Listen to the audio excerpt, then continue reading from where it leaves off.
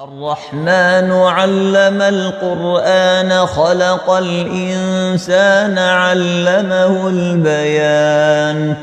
الشمس والقمر بحسبان والنجم والشجر يسجدان والسماء رفعها ووضع الميزان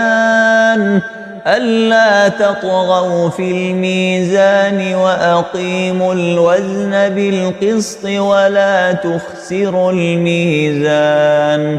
والأرض وضعها للأنام فيها فاكهة والنخل ذات الأكمام والحب ذو العصف والريحان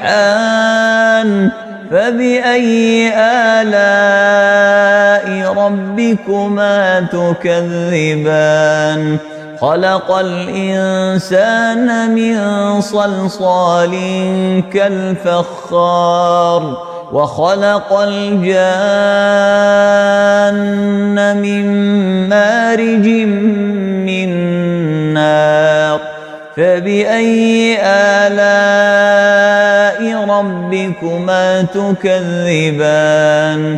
رب المشرقين ورب المغربين فبأي آلاء ربكما تكذبان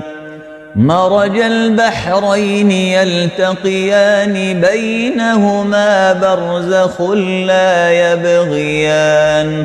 فبأي آلاء ربكما تكذبان يخرج منهما اللؤلؤ والمرجان فبأي آلاء ربكما تكذبان